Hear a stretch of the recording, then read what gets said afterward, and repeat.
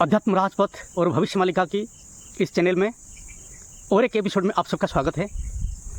आप सब धार्मिक हो, मानवता से भरे पड़े हो, इसलिए आप सब इंटरेस्ट लेकर ये सब एपिसोड्स देख रहे हैं, इसलिए आपको बहुत बहुत साधुवाद। जैसे पिछले वीडियो में हम लोग बात किए थे कि कल की अवतार के साथ कौन कौन जो उनके भक्त हैं, उनके सेवक हैं, उनके साथ पैदा हो रहे हैं, जो कि उनके कार्यों को संपन्न करने के लिए, इस कली पुरुष का विनाश करने के लिए, पाप को मिटाने के लिए, अधर्मी विधर्मियों को नाश करने के लिए आए हुए हैं। हम उसके बारे में आगे की बात अभी समझते हैं। ठीक है, जैसे भगवान के हाथ जिसका मृत्यु होता है वो वैकुंठ को प्रस्थान करता है। ठीक है, मृत्यु उपरंत उसका भगवान के हाथों से नाश होने का, मृत्यु पाने का इतना ज़्यादा पुण्य उसको मिल जाता है कि तत्क्षणात वो वैकुंठ को प्रस्थान करता है। इसीलिए जो भगवान हैं वो इतने आसानी से सबको मारते नहीं हैं। फिर एक बड़ा प्रश्न आता है कि जो असुर है, असुरों को भगवान कैसे मारते हैं? वो तो पापी है, वो तो बहुत ज़्यादा पापी है। ठीक है, असुर महापापी होने के बावजूद भी वो भगवान के हाथों से मरने का नसीब इसीलिए प्राप्त होते हैं कि असुर जितना साधना ना आप करते हो ना हम करते हैं। चाहे रावण की बात कर लो, रावण के बारे में जो ज़्यादा गहनता से जाने होंगे उनको पता होगा रावण हर रोज़ सुबह उठ के भगवान शिव का कठोर आराधना किया करता था। उसका भक्ति इतना प्रबल था कि जब वो भगवान शिव के दर्शन नहीं पाया था, उसके एक शर था, हम लोगों के जैसा एक ही शर था, इस एक ही शर को इसने 10 बार काट के हवन कुंड में अर्पित कर दिया कि प्रभु आपके बिना मेरा इस जीवन का कोई मूल्य ही नहीं है, आपके दर्शन के बिना मुझे जिंदगी आवश्यक नहीं है। तो 10 बार उसने अपना सर काट के हवन कुंड में डाल दिया था। इसलिए भगवान आशुतोष ने, ठीक है, उनका वरदान प्रचंड है, उनका अभय प्रचंड है, तो उन्होंने आविर्भाव होके उसको 10 सर का वरदान दिए थे। ठीक है, तो वो उसका भक्ति इतना प्रचंड था कि वो संपूर्ण कैलाश पर्वत को उठा लिया था उठाने की प्रयास कर लिया था कि वो कैलाश पर्वत को लंका में ले जाए, श्रीलंका में लेके स्थापित कर दे, ताकि भगवान के जो प्रिय स्थान कैलाश है, भगवान शिव को कैलाश अति प्रिय है। तो इसलिए उसने पहले प्रयास किया था कि भगवान को लेकर जो लंका में उसने उनके लिए मंदिर बनाया है, वहाँ पे साक्षात निवास करने के लिए, उसमें सफल नहीं हो पाया। तो उसने सोचा अगर कैलाश त्यागने का प्रभु का इच्छा नहीं है तो क्यों ना ये कैलाश पर्वत को ही उठा कर लंका में ले लिया जाए। तो उसके ये दुष्कर्म से भगवान ने जो अपने एक मोटे उंगली से कैलाश पर्वत के चोटी को दबा दिए थे, उसमें थोड़ा सा बल डाले थे। तो रावण जो हाथ डाला था पर्वत को उठाने के लिए, उसका हाथ पर्वत और जमीन इसके बीच में दब गया था। रावण पीड़ा से व्याकुल होकर भगवान का आराधना करने लगा, उनकी स्तुति पाठ करने लगा, और भगवान स्वयं प्रकट होकर उसको आशीर्वाद दिए थे। ठीक है, तो वो रावण सोचे जो अपना आखिर दिन तक भगवान शिव की इतना आराधना किया, उसका कितना पुण्य होता होगा। ठीक है, उसके पुण्य इतना था कि भगवान के हाथ वो बनना तय था।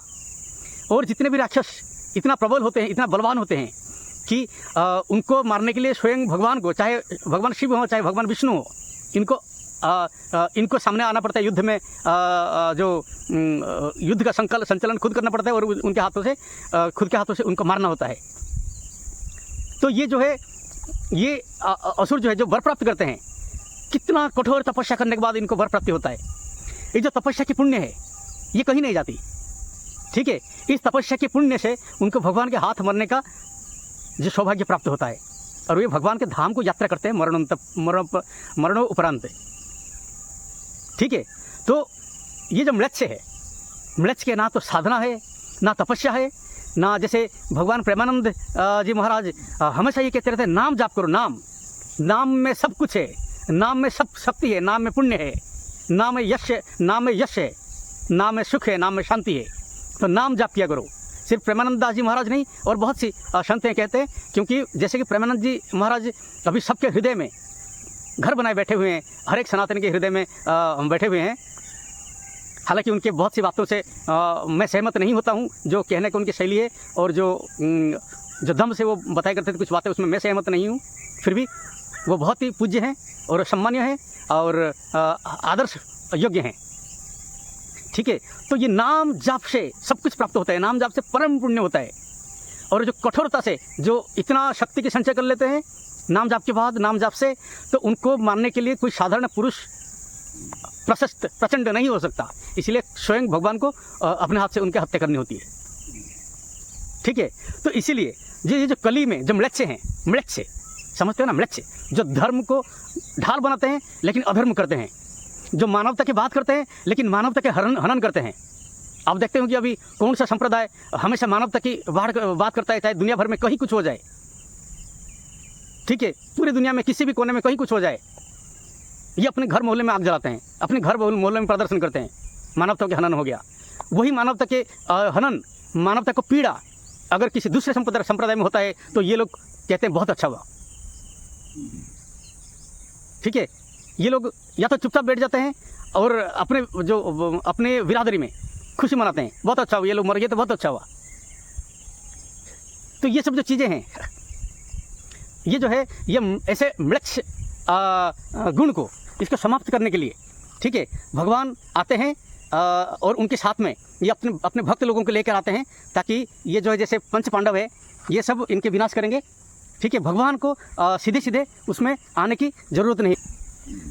तो भगवान के हाथे सिर्फ उनका मरण तय होता है जिनके पास प्रचंड पुण्य होता है, ठीक है। ऐसे तुच्छ लोगों को मारने के लिए ये पांडव है, और जैसे त्रेता युग के नल है और सुषेण है, वाली है, ठीक है, ये लोग काफ़ी होते हैं, ये लोग इनके संहार क्या करते हैं। तो इसलिए वीडियो में हम आगे बात करते हैं कि कौन कौन जो भगवान के सेवक है, भगवान के भक्त हैं, अभी ये देह धारण करके उनके साथ उनके सेवा करने के लिए इस धरती पर आए हैं, उसके बारे में जो कुछ इस भविष्य मालिका पुस्तक में लिखा हुआ है मैं उसके बारे में आपको बताता हूँ। स्वयं भगवान श्रीमन नारायण भगवान विष्णु काशी नगर में एक मारवाड़ी के परिवार में जन्म लेने वाले हैं। उनके साथ उनके भक्त, परम भक्त, जो कि द्वापर युग में भक्त सुदामा के रूप में अवतार लिए थे और फिर शंखचूड़ असुर के रूप में देह धारण किए थे, और कलयुग में अच्युतानंद दास जी के रूप में पैदा हुए थे। वैसे भगवान उनके 12 जन्म के बारे में बताए हुए हैं, जो कि इस भविष्य मालिका पुस्तक में जिक्र है। और यहाँ पे वो फिर से पैदा होंगे मथुरा नगर में एक गोपाल के परिवार में। भगवान शिव स्वयं सरासन नाम लेकर अवतार लेने वाले हैं, और जो स्थानीय पीठ देवियाँ, ठीक है, जो पीठाधीश्वरी देवियाँ हैं, वो सब भी अवतार लेने वाले हैं। देवी तो महामाया के रूप हैं, ठीक है। जितने सारे देवी यहाँ पूजित हैं सारा समग्र भारतवर्ष में और इस अखंड भारत भूखंड में, सब वही महामाया के रूप हैं। तो वो सब बहुत सी जगहों पे चामुंडा के रूप में पूजित हो रही हैं, बहुत सी जगह में चंडी के रूप में पूजित हो रही हैं, बहुत सी जगह पे कामाख्या के रूप में पूजित हो रही होंगी, मंगला के रूप में, काली माँ के रूप में। तो एक देवी का एक स्वरूप अलग अलग जगह पे वही रूप में पूजित होते हैं। तो इसी तरह का इस उड़ीसा राज्य का जो 16 मंडल है देवियों की स्थान है, पूजा स्थान है, उनके जो है दिव्य पीठ है, उन जगहों में जो देवियाँ विराजित हैं, उनके परमेश्वर के अंश विराजित हैं, पूजित हैं, भक्तों की मनोकामना पूर्ण करते हैं, वो सब भी अवतार लिए हुए हैं इस कलिकाल की समाप्ति के लिए। अब आते हैं हम पांडवों के ऊपर, नहीं, और गरुड़ भी रह गए। पक्षीराज गरुड़ के बारे में बताया गया है कि वो उड़ीसा का जो गंजाम जिला है उसके ब्रह्मपुर शहर में एक ब्राह्मण के परिवार में पैदा हुए हैं। अब बात करते हैं पांडवों की। नकुल और सहदेव उड़ीसा का कटक में चौद्वार जो जगह है, ठीक है, वहाँ पे जन्म ग्रहण किए हैं। युधिष्ठिर उड़ीसा में पैदा हुए, उनके नाम है रघुनाथ। जो दूसरे 4 भैया हैं उनके नाम है गोपाल, मुकुंद, हर और नारायण। भीमसेन तो अभी तपस्यारत में वायुमंडल पर्वत में बंगाल की, जो कि मैंने पिछले वीडियो में बताया हुआ है। अर्जुन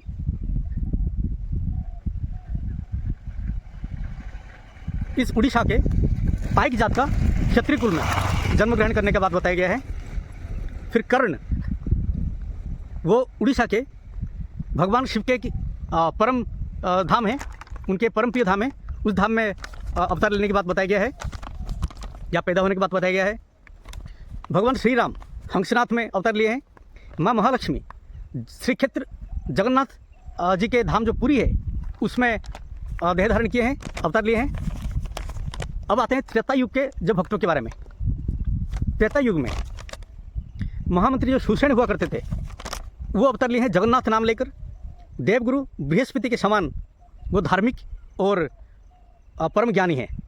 वानर राज केसरी पाटक वंश में देह धारण किए हैं और वो बिजनेस करके व्यापार करके अपने परिवार के पालन पोषण करने में दिन व्यतीत कर रहे हैं। कल्कि नारायण के जो आद्य मंत्र है उसका रोज पाठ किया करते हैं, उसके साधना करते हैं।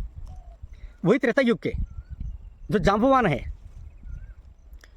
वो आज से 400-500 साल पहले हरिदास के नाम लेकर देह धारण किए थे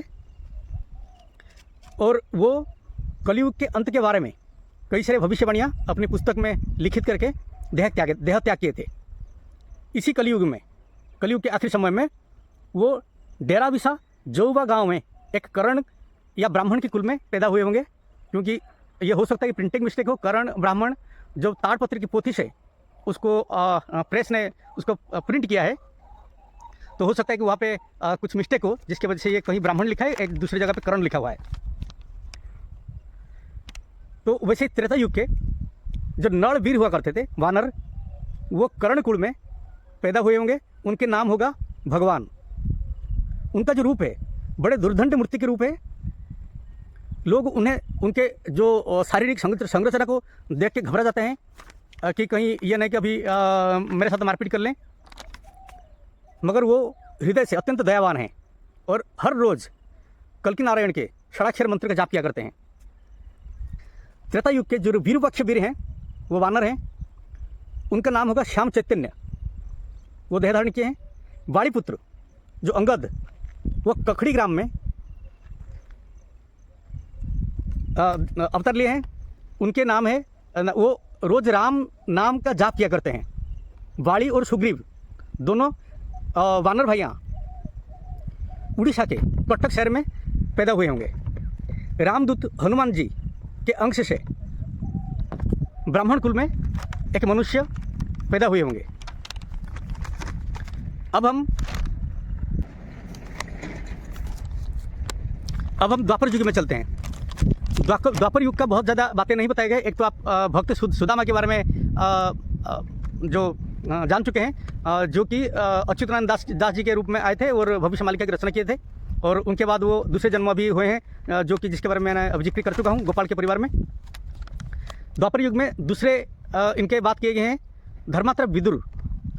ठीक है, धर्मात्मा विदुर के इस अवतार में नाम होगा हरे कृष्ण।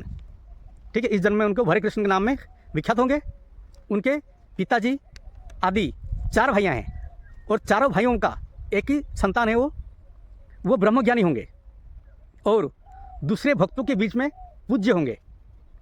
यहाँ उनके पिताजी, माताजी और घर के आगे कौन सा वृक्ष है, सब कुछ चिन्ह का विस्तृत विवरण है, लेकिन मैं वो सब चीज़ें आपसे गुप्त रखता हूँ। और ये ब्रह्मज्ञानी होने की बात यहाँ पर छाप लिखी है, और किसी के बारे में इस तरह का नहीं बताया गया। ठीक है, क्यों ये ब्रह्मज्ञानी है? क्योंकि मैं हमेशा कई वीडियो में जब आता है जो विषय उस तरह का आता है, तो मैं आपको ये बताता हूँ, संस्कारवान रहो, सुसंस्कारवान रहो। हमेशा सुसंस्कारवान होने से आपके जो परवर्ती जन्म है वो जन्म और ऊपर को जाएगा। ठीक है, आपके पतन नहीं होगा, आपके उत्थान होगा। तो महात्मा विदुर, उनके बारे में किसको नहीं पता कि महात्मा विदुर जो है वो कितना दृढ़ निश्चय थे धर्म के सपक्ष में। कुरुसभा में जब अधर्म होता रहा और ये इतने बड़े बड़े जो है सिद्ध तपस्वी, इतने बड़े बड़े योद्धा और राजनीति के जो श्रेष्ठ आसनों में, श्रेष्ठ कुर्सियों में बैठे हुए दिव्यात्मा, ये सब जब एक एक चीज़ को लेकर अधर्म के साथ में खड़े हुए थे, अधर्म के पक्ष में खड़े हुए थे। ठीक है, अधर्म को वो सजेशन देते थे, कभी रोकने का प्रयास नहीं कर पाए, क्योंकि ये छोटे छोटे धर्म को अपना जीवन की महत्व दे बैठे। जैसे आप पितामह भीष्म की बात लीजिए। पितामह भीष्म सिर्फ एक प्रतिज्ञा टूट जाएगा, इसीलिए इतने उन्होंने कौरवों के इतने सारे अधर्म को झेलते हुए उनके साथ खड़े रहे। गुरु द्रोण, आचार्य द्रोण, वो भी बस थोड़ी सी एहसान, जब उनके जो बच्चा जब छोटा था अश्वत्थामा जी को वो भरपेट खाना नहीं खिला पाते थे, दूध नहीं पिला पाते थे, तो तब जब इस कुरुवंश ने उन्हें रोजगार दिलाया तो वो इतना ऋणी समझने लगे खुद को कि इस कुरुवंश की छत्र छाया के तले अधर्म को झेलते हुए उन्होंने अधर्म के साथ खड़े रहे। कर्ण भगवान सूर्य के जो बहुत बड़ा तपस्वी है, भगवान सूर्य की आराधना करने में कर्ण को के आसपास पहुंचना मुश्किल है। ठीक है, भगवान कृष्ण ने भविष्य पुराण में जो भगवान व्यासदेव के द्वारा लिखित है उसमें साफ साफ बताए हुए हैं कि भगवान सूर्य की साधना वो करते हैं। ठीक है, भगवान कृष्ण भी सूर्य की साधना करते हैं और सूर्य की शक्ति से वो इतना शक्तिमान है, उनके जो सुदर्शन चक्र के जितना ये सब ज्योति है ये सब भगवान सूर्य के देन है। ठीक है, सूर्य की जो ज्योति है, जो सूर्य की जो शक्ति है वो सुदर्शन चक्र का शक्ति है, सामर्थ्य है।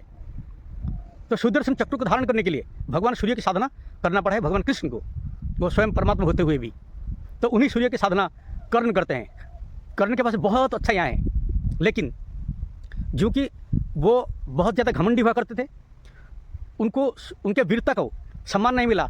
छूत पुत्रों के कहते हुए उनको हमेशा नीचा दिखाया गया और राजपुत्रों के साथ जो है अपना कंपटीशन करने का परमिशन नहीं दिया गया। इसीलिए उनको इतना घृणा आई, तो उन्होंने अधर्म का जानते हुए भी, ये दुर्योधन हमेशा अधर्म के साथ खड़ा है, वो फिर भी दुर्योधन के साथ देते हुए आखिरी सांस तक। ठीक है, और बहुत ज़्यादा मैं एग्जाम्पल आपको नहीं देता हूँ, ये बस इतना सा आपको दिखाता हूँ। भगवान कृष्ण ने ये सबको अधर्म के से विनाश किए। जब तक भगवान जब तक पितामह भीष्म और जो आचार्य द्रोण या जो कर्ण है, ठीक है, श्रेष्ठ धनुर्धर कर्ण, ये तीनों में से कोई भी अगर जिंदा रहते तो ये संभव नहीं था पांडवों के पक्ष में युद्ध में विजय पाना और धर्म का प्रतिष्ठा करना। धर्मराज युधिष्ठिर कभी सिंहासन पर आरूढ़ नहीं हो पाते। इसलिए भगवान कृष्ण ने अपना प्रतिज्ञा जो किए थे कि वो ये महाभारत युद्ध में कभी शस्त्र का धारण नहीं किया करेंगे, फिर भी उन्होंने शस्त्र का धारण किए, क्योंकि उनको पता था अगर वो प्रतिज्ञा नहीं तोड़ते हैं तो पितामह भीष्म का वध अर्जुन नहीं करेगा। ठीक है, तो इसलिए आप धर्म और अधर्म में फ़र्क समझिए। अगर एक बहुत बड़ी धर्म के लिए, धर्म की प्रतिष्ठा के लिए आपको छोटे अधर्म करना पड़ता है तो वो करना चाहिए। प्रतिज्ञा टूटने से खुद का अधर्म होता है, खुद का अपयश होता है। लेकिन भले खुद का अपयश हो, मगर जो धर्म की स्थापना हो तो वहाँ पे आपको धर्म के साथ खड़ा रहना चाहिए, भले आपसे पाप हो जाए। ठीक है, तो महात्मा विदुर ने वही किए। महात्मा विदुर जब लाख कोशिश करने के बाद, लाख समझाने के बाद, एक एक करके जितने लोग कुरु वंश के पावर सेंटर में बैठे थे, दिल्ली सिंहासन के, सबको समझाने के प्रयास किए, एक एक आदमी को मिले, लेकिन फिर भी कोई भी उनके ये धार्मिक बातों को तवज्जो नहीं दिया। और महाभारत युद्ध शुरू होने से पहले वो संन्यास लेकर वन में चले गए थे। जाके वो शुरू से ही धर्मात्मा थे। ठीक है, और वन में जाने के बाद उन्होंने इतना घनघोर तपस्या किए कि उनके जो पुण्य, सूर्य से जो पुण्य जो उनके संस्कार के रूप में था वो प्रज्वलित होने लगा। तो उनके जो दूसरे जन्म में, इस कलयुग में, वो ब्रह्मज्ञानी होकर पैदा हुए हैं, ब्रह्मज्ञ। ठीक है, ब्रह्म जानात इत ब्राह्मण, जिसने ब्रह्म को पहचान लिया, ब्रह्म को एहसास कर लिया, वो ब्राह्मण है, भले वो चाहे किसी शूद्र कुल में पैदा हुआ हो। ठीक है, तो यही है बात आपको बताने का। तो इसलिए आपको हमेशा ये बताता हूँ, आप लोग अपना कार्मिक संस्कारों को, ठीक है, कार्मिक संस्कारों को अपवर्ड में ले जाइए, डाउनवर्ड में मत लीजिए। तो इसलिए धर्म की स्थापना करने के लिए जहाँ अधर्म करना हो वो अधर्म नहीं, वो धर्म है। ठीक है, तो इसीलिए जिसके साथ भगवान हैं, जिसके साथ भगवान स्वयं विष्णु देने वाले हैं, कल की नारायण देने वाले हैं, कल की जगन्नाथ देने वाले हैं, वही धर्म है। बाकी सब अधर्म है, सब असत्य हैं, सब कुपथ हैं, भ्रष्टाचार है। ठीक है, तो इसलिए ये युद्ध किस तरह का होगा, उसके जो सम्यक सूचना जो कुछ इस पुस्तक में है उसके बारे में हम अगले एपिसोड में बात किया करेंगे। आप लोग दिव्य लोग हों, धर्मात्मा हों, आपको कोटि कोटि प्रणाम। तो आप ये मेरे चैनल को सब्सक्राइब कीजिए अगर नए हो तो, सब्सक्राइब नहीं किए हो तो, और वीडियो अच्छा लगे तो वीडियो को लाइक कर देना। अगर आप लोगों को इसमें विश्वास आ रहा हो कि हाँ ये चीज़ जानने की ज़रूरत है, इसको समझने की ज़रूरत है, क्योंकि ज़रूरी नहीं है कि यही कलिकाल का शेष समय है, यही एकदम 100% सच है कि यही कलिक युग का अंत का समय चल रहा है। लेकिन जागरूक होना ज़रूरी है। अगर हमें किसी ने बताया कि इस जंगल में शेरों की या भालुओं की जो मातम मचा हुआ है, इस जंगल को के अंदर से जाया मत करो, तो हमें सावधान होने की, सतर्क होने की ज़रूरत है। हम हो सकते हैं कि जंगल में जाए, जंगल में से गुजरें, लेकिन उसका जब प्रस्तुति करके जानी चाहिए कि अगर शेर सामने आ गया तो हम उसको मुकाबला कैसे कर सकें। अगर ये कहा जा रहा है कि बादल मंडराया हुआ है आकाश में, हो सकता है कि बिजली कड़कने वाला हो, तो हमें सावधान होने की ज़रूरत है। हमें कहीं पे थोड़ा सा रेस्ट करने की ज़रूरत है ताकि बादल सरक जाए और उसके बाद हम अपना बाकी की यात्रा पूरा कर लें। ठीक है, तो इसलिए आप लोग जागरूक बने। ये वीडियोज़ को अगर आपको लग रहा है कि हाँ ये दूसरों के पास पहुंचना ज़रूरी है, इसको दूसरों के पास पहुंचाइए। हर हर महादेव, जय भवानी, जय कल के नारायण, जय जगन्नाथ।